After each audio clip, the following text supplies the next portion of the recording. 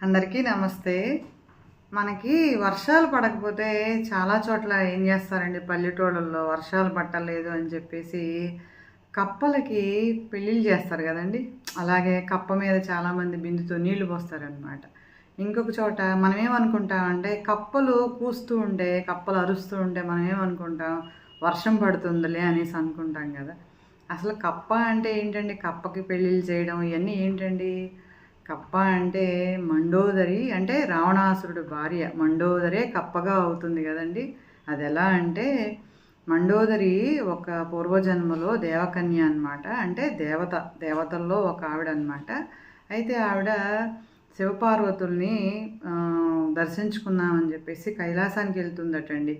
అయితే అక్కడ పార్వతీదేవి లేకపోయేటప్పటికి అక్కడ స్వామిని చూస్తుందటండి. స్వామి అంటే ఏమైనా అందంగా ఉంటారు కదండి. స్వామి అంటే ఆయన రూపాన్ని చూసి ఆవిడ చూపు, అబ్బా ఎంత బాగున్నారో స్వామి, ఈయన్ని పెళ్లి చేసుకుంటే ఎంత బాగుంటుందో అని చెప్పేసి ఆవిడ ఆ ఊహ అనేది అలా వచ్చేటప్పటికి పార్వతీదేవి వచ్చి, ఎంతైనా కోపం వస్తుంది కదా, నువ్వు మమ్మల్ని దేవుడుగా దర్శించుకోవడానికి మాత్రం వచ్చావు, నీ ఊహే కరెక్ట్ కాదు అన్నట్టుగా శపిస్తుందటండి. అమ్మవారు చెప్పించడం అంటే ఏంటంటే, నువ్వు కప్పలాగా మారుతావు అని చెప్పేసి ఆ కప్ప అయ్యేటప్పటికి పార్వతీదేవి తీసుకెళ్ళి ఒక బావిలో పడేస్తుందటండి.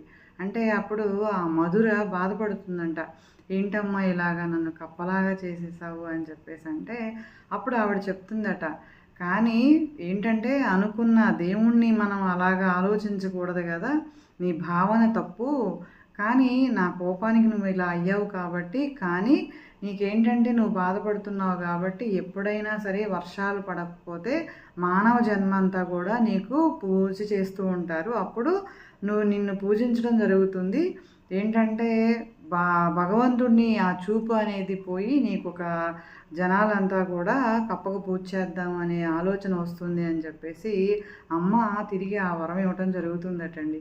అందుకని చెప్పేసి మనము ఆ కప్పని వర్షాలు పడకపోతే కప్పకు పూజ చేయడము, కప్పలు 2 ఉంటే దానికి పెళ్ళిళ్ళు చేయడం అలా చేస్తామన్నమాట.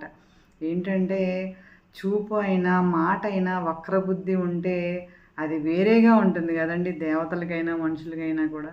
కాబట్టి మన చూపు మంచిగా ఉండాలి, మన మాట మంచిగా ఉండాలి కదండి.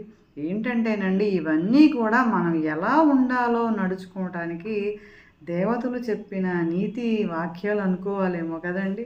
ఈ వీడియో నచ్చితే తప్పకుండా లైక్ చేయండి. Thank you. మీ రజని.